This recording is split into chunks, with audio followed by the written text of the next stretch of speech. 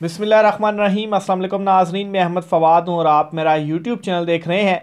अहम ख़बरों, तज़िये और तबसरे के साथ आज की व्लॉग में आपकी खिदमत में हाजिर हुआ हूँ और बड़ी ख़बर और ब्रेकिंग न्यूज़ आपके साथ ये शेयर करनी है कि पाकिस्तान तहरीक इंसाफ से चीनी नशिस्तें वापस होना शुरू हो चुकी हैं।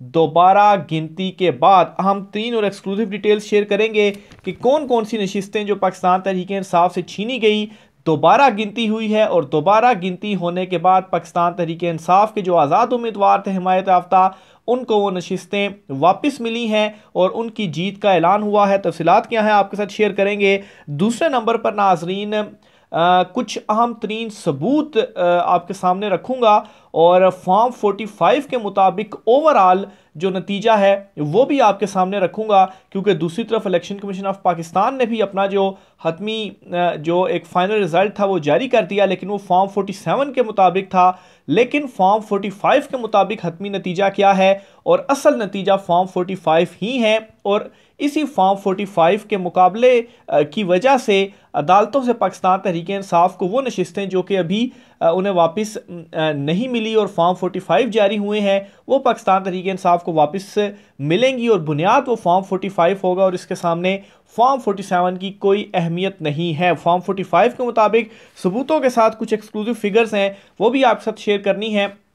और आखिर में नाजरीन जो बड़ी धांधली हुई है कराची के अंदर और कराची में जो बड़े नताइज तब्दील हुए हैं, ख़ास तौर पर MQM को जिस तरह से नशिस्तें वहाँ पर दिलवाई गई हैं, असल में इसका मकसद क्या था या कराची में ये जो धांधली हुई है इससे किस तरह से ये धांधली हुई और क्या बड़ी धांधली वहाँ पर की गई, इस पर कुछ आम तरीन एक्सक्लूसिव डिटेल्स भी आपके साथ शेयर करनी है। सबसे पहले तो नाज़रीन आपको बताता चलूँ कि फॉर्म 45 के मुताबिक पाकिस्तान तहरीक इंसाफ का जो रिज़ल्ट है वो क्या है। इस रिज़ल्ट के मुताबिक, और ये मैं बात कर रहा हूँ सिर्फ और सिर्फ कौमी असम्बली की, और जो इलेक्शन कमीशन ऑफ पाकिस्तान ने रिज़ल्ट दिया है उसमें भी पाकिस्तान तहरीक इंसाफ अपनी सेंचुरी मुकम्मल कर चुका है 101 नशिस्तों पर PTI, और फिर उसके बाद दूसरे नंबर पर मुस्लिम लीग नून 73, और फिर उसके बाद पीपल्स पार्टी कोई 54 नशिस्तों के साथ तीसरे नंबर पर हैं। अभी इसमें मजीद थोड़ा बहुत अपडेट होगा, 2-4 नशिस्तें ऊपर नीचे होंगी, लेकिन अभी तक के नताइज इलेक्शन कमीशन ने जो जारी किए हैं उनके मुताबिक ये नताइज हैं। और इन नताइज के मुताबिक भी पाकिस्तान तहरीक इंसाफ पहले नंबर पर है, यानी कि तमाम तर धांधली करने के बावजूद, बल्ला लेने के बावजूद, सारी जो लीडरशिप थी उससे साइड पर करने के बावजूद, अंदर 16 की जो टीम थी उससे खेलने के बावजूद, धांधली के सारे रिकॉर्ड तोड़ने के बावजूद, मशीनरी का इस्तेमाल करने के बावजूद पाकिस्तान तहरीक इंसाफ से ये फिर भी मुकाबला नहीं कर पाए। और जो इलेक्शन कमीशन के जो धांधली ज़दा मुबैना तौर पर नताइज हैं उनमें भी पाकिस्तान तहरीक इंसाफ अच्छे मार्जिन से आगे है। बहरहाल फॉर्म 45 के मुताबिक आपको बताता चलूँ तो इस्लामाबाद की जो तीनों नशिस्तें हैं वो पाकिस्तान तहरीक इंसाफ की हैं। और इसमें आपके सामने एक जो सबूत है वो मैं NA 46 का आपके सामने रख भी देता हूँ। ये इस्लामाबाद का हलका है और इस हलके के कुल जो पोलिंग स्टेशन थे वो 342 थे, और इन 342 पोलिंग स्टेशंस में आमिर मसूद मुगल जो कि पाकिस्तान तहरीक इंसाफ के हमायत याफ्ता उम्मीदवार हैं उन्हें पड़े थे 85,224 वोट। और ये मैं फॉर्म 45 के मुताबिक बता रहा हूँ और फॉर्म 45 के मुताबिक ही फॉर्म 47 के ऊपर नतीजा दर्ज होना था, लेकिन वहाँ पर अपनी मर्जी से नतीजे दर्ज किए गए। बहरहाल दूसरे नंबर पर मुस्लिम लीग नून के अंजुम अकील जिन्हें 41,620 वोट पड़े थे।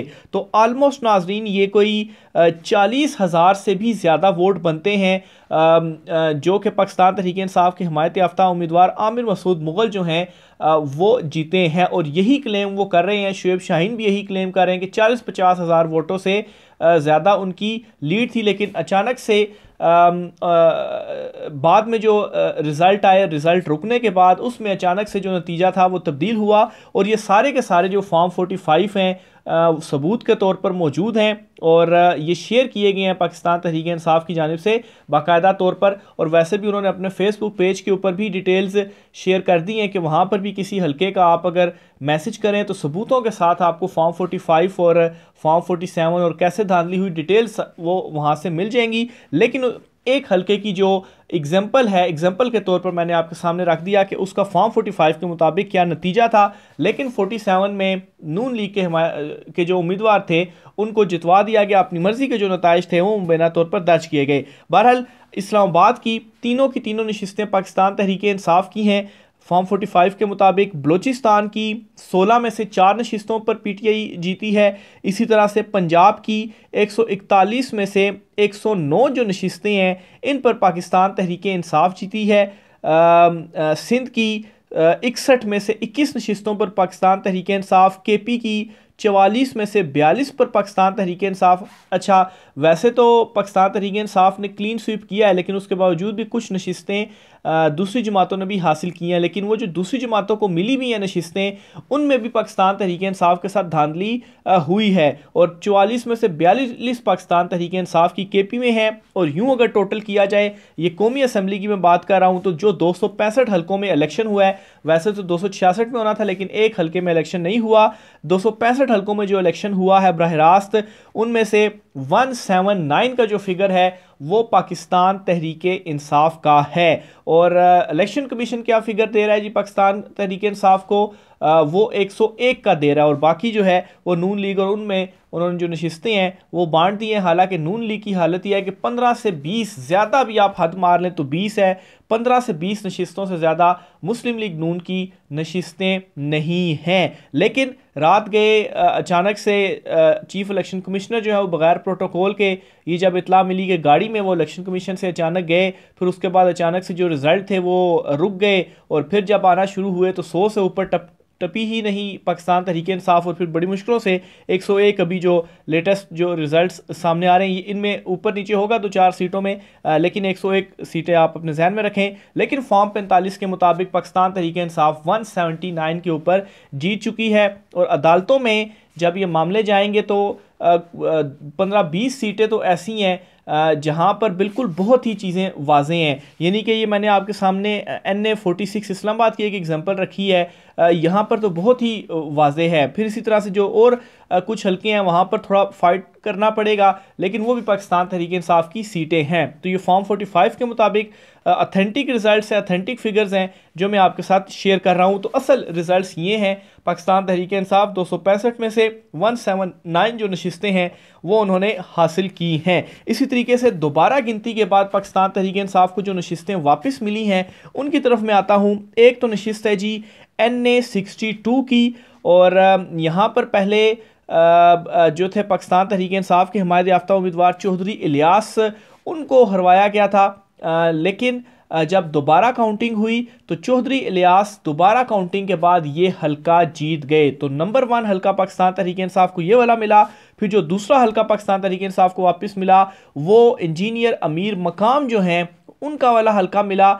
और इसमें भी यही हुआ है कि दोबारा गिनती की गई, और दोबारा गिनती करने के बाद इंजीनियर अमीर मुकाम को बदतरीन जो शिकस्त है वो इस हलके में हुई। और यूं ये 2 हलके दोबारा गिनती के बाद पाकिस्तान तहरीक इंसाफ को वापस मिल गए। और इसी तरह से सलमान अकरम राजा और कुछ हलकों के ऊपर जो स्टे हुआ है, नताइज जारी नहीं किए गए, उनको भी आप बीच में काउंट करें। और फिर उसके बाद जो दरखास्तें मुकर्रर हुई हैं 20 से ज़ायद लाहौर हाई कोर्ट में, बाकी इस्लामाबाद, पेशावर, बलूचिस्तान, सिंध में भी मुकदमात हैं। लेकिन अगर सिर्फ पंजाब की बात करें तो लाहौर हाई कोर्ट में जस्टिस अली बाकिर नजफी साहब 20 से ज़ायद दरखास्तों के ऊपर मंडे वाले दिन 12 फरवरी को समाअत करेंगे। और पहले भी वो सलमान अकरम राजा को स्टे दे चुके हैं, यानी कि कामयाबी का नोटिफिकेशन जारी करने से इलेक्शन कमीशन को उन्होंने रोक दिया है ओन चौधरी का। और ओन चौधरी का तो बिल्कुल तसव्वुर ही ना करें कि वो जीत सकते थे, 1 लाख की बर्तरी थी सलमान अकरम राजा साहब की। तो बहरहाल नवाज शरीफ, मरियम नवाज, हमजा शहबाज, अता तारड़, इन सब के चैलेंज हुए हैं। और पहली समाअत के ऊपर पहले तो ये ऑर्डर दे दिया जाएगा कि जो जीत का नोटिफिकेशन है वो रोक दिया जाए, और फिर उसके बाद आगे केस परस्यू करेगा। और फॉर्म 45 के मुताबिक जो अदालत है वो देखेगी और उसके बाद जो फैसला है वो किया जाना है। अब नाज़रीन कुछ मज़ीद इतलात इस तरह की भी आ रही हैं कि ये जो हफ्ता और इतवार चूँकि अदालतें बंद होती हैं, जुम्मा भी था लेकिन जुमेरात को इलेक्शन के बाद जुम्मे को रिज़ल्ट नहीं आए हुए थे, हफ्ता इतवार अदालतें नहीं थी, तो मंडे को अदालतें लगनी हैं। तो अब क्या एक गेम डाली जा रही है कि अब जो फॉर्म 45 है वो भी जाली मुबैना तौर पर तैयार किया जा रहा है।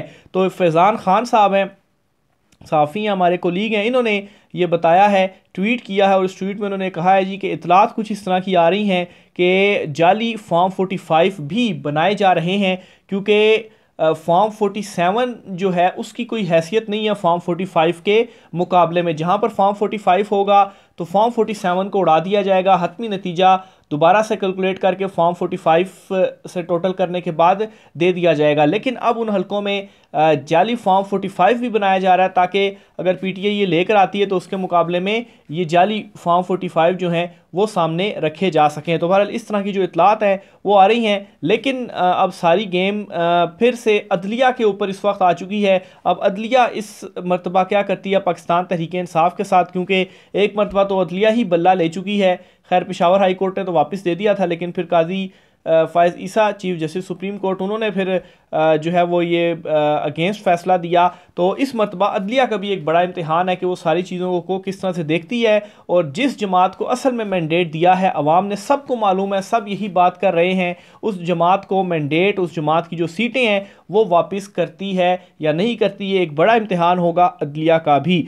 कराची में क्या सूरत हाल हुई, सबसे बड़ी धांधली जिसके ऊपर कोई बात नहीं कर रहा इस वक्त, सिर्फ और सिर्फ पंजाब के हवाले से बातचीत की जा रही है, कराची के हवाले से बातचीत नहीं की जा रही कि सबसे बड़ी जो धांधली है, धांधला बल्कि वो कराची में हुआ है। क्योंकि MQM को किसी ने एक लेटर मोड में लिखा भी हुआ था कि इतनी ज़्यादा नशिस्तें दे दी गई कि वो MQM वाले ही कह रहे हैं जी कि हमारे पास तो इतने बंदे ही नहीं जितनी आपने हमें सीटें दे दी हैं। अब MQM को सीटें देने का क्या मकसद है कि अभी अगर आप थोड़ा टेबल के ऊपर देखें तो अगर नून लीग हुकूमत बनाएगी तो वो पीपल्स पार्टी को भी साथ मिला ले, लेकिन पीपल्स पार्टी के साथ उसे MQM को भी साथ मिलाना पड़ेगा, तब जाकर उनकी हुकूमत बनेगी। तो MQM जो है उसकी आप हिस्ट्री उठाकर देख लें, सबसे अच्छा बच्चा अगर ताकतवरों का कोई रहा है तो वो MQM ही रहा है। वो उनको इशारा करते हैं, उठ जाएं तो उठ जाते हैं, बैठ जाएं तो बैठ जाते हैं, कहते हैं खड़े हो जाओ तो वो खड़े हो जाते हैं। इतना अच्छा बच्चा रहा है MQM, और इसी वजह से MQM को ये मुबैना तौर पर नशिस्तें दिलवाई गई। और MQM जब शामिल होगी तो फिर पीपल्स पार्टी या नून लीग, इन दोनों में से जो भी किसी का भी वज़ीर-ए-आज़म बना, अव्वल तो अभी सारा हुकूमत साजी का अमल होना है, लेकिन एग्जांपल के तौर पर बता रहा हूँ कि अगर इन्होंने भी अपना बनाना हुआ तो MQM और इनके साथ मिलाया जाएगा, लेकिन कंट्रोल MQM के थ्रू किया जाएगा, नून लीग को भी, पीपल्स पार्टी को भी, अगर पीपल्स पार्टी का वज़ीर-ए-आज़म बनता है। नहीं तो ओवरऑल देखा जाए तो पीपल्स पार्टी इस तमाम तर मामले में ज़्यादा बेनिफिशरी रही है, क्योंकि पीपल्स पार्टी तो बिल्कुल कहीं नहीं थी, उनका तो नून लीग से भी बुरा हाल था, लेकिन उनको जो कुछ ये नशिस्तें मिल गई हैं, सिंध की हुकूमत भी उनको मिल गई है, तो इससे उनको काफ़ी वो ज़्यादा बेनिफिशरी रहे हैं। लेकिन MQM के ज़रिए उन्होंने कंट्रोल करना है, तो ये एक बड़ी धांधली और बड़ी कार्रवाई जो कि डाली गई है कराची में, और जो उसका मकसद था डालने का वो क्या था जी कि MQM अगर सीटें ले जाती है तो उससे क्या होगा कि MQM हुकूमत साजी में लाजमी शामिल होगी, और MQM अगर हट गई तो हुकूमत गिर जाएगी। इसलिए MQM के ज़रिए जो डोरें हैं वो खींची जाएंगी नून लीग की, और नून लीग को इस तरह से कंट्रोल किया जाएगा ताकि अपनी मर्ज़ी से जो चीज़ें हैं वो की जा सके और नून लीग को भी हिलने ना दिया जाए। तो ये नाज़रीन ओवरऑल इस वक्त का जो सिनेरियो है, जो मामलात हैं वो चल रहे हैं। आखिर में पाकिस्तान तहरीक इंसाफ के हवाले से भी आपको बताता चलूँ, सदर मुमलिकत की जानिब से एक बड़ा सरप्राइज़ दिया गया है, और बेसिकली ट्वीट इन्होंने एक किया है, और इस ट्वीट में डॉक्टर सदर आरिफ अलवी साहब ये कहते हैं कि आज इलेक्ट्रॉनिक वोटिंग मशीन होती तो पाकिस्तान बहरान से बच जाता। तो तंजिया किस्म का ट्वीट था ये, और एक अपना जो इनका मौक़िफ़ था खैर इन्होंने सामने रखा, और इलेक्ट्रॉनिक वोटिंग मशीन की उस वक्त इन्होंने बात की कि जब इन नताइज को इंटरनेशनली भी धांधली ज़दा करार दिया जा रहा है, और इस दौरान सदर मुमलिकत का ये ट्वीट करना ये उस तमाम तर मौक़िफ़ की भी हिमायत, और ज़ाहिर सी बात है इंटरनेशनली भी अगर चीज़ों को एक्सेप्ट नहीं किया जा रहा, तो इस वक्त मैं आपको ये भी बताता चलूँ कि ताकतवरों की जो इस वक्त हालत है वो ये है कि शदीद दबाव का वो शिकार है, इवन के ये अपनी मर्ज़ी से धांधली करने के बावजूद भी, क्योंकि इंटरनेशनली भी इन इंतखाबात को धांधली ज़्यादा करार दिया जा रहा है। और उस पर से सदर आरिफ अलवी ने चुपके से ये जो ट्वीट किया है वो किसी सरप्राइज़ से कम नहीं है, और उन्होंने PTI के जो इलेक्ट्रॉनिक वोटिंग मशीन वाला जो डिसीजन था उसको उठाया और इससे दोबारा से एक जो इंटरनेशनल मीडिया है उनके पास भी एक ये चीज़ जाएगी और यकीनी तौर पर मॉनिटर भी कर रहे होते हैं कि देखें वाकई पीटीआई का जो मौक़िफ़ था उस वक्त वो सामने था, और अगर ये इलेक्ट्रॉनिक वोटिंग मशीनें होती तो कोई धांधली आज नहीं कर सकता था, और 2-3 घंटों के अंदर जो तमाम के तमाम नताइज थे वो कंपाइल करके दे भी दिए जाते। मज़ीद आरिफ अलवी साहब ने ये कहा है जी ट्वीट करते हुए कि आम इंतखाबात में नताइज की ताख़ीर पर कहा कि इलेक्ट्रॉनिक वोटिंग मशीनों के लिए हमारी तवील जदोजहद को याद रखें। ईवीएम में कागजी बैलेट थे जिन्हें हाथ से गिना जा सकता था, लेकिन इसमें एक सादा इलेक्ट्रॉनिक कैलकुलेटर काउंटर भी था जो हर वोट डालने के लिए दबाए जाने वाले बटन को साथ साथ गिन सकता था।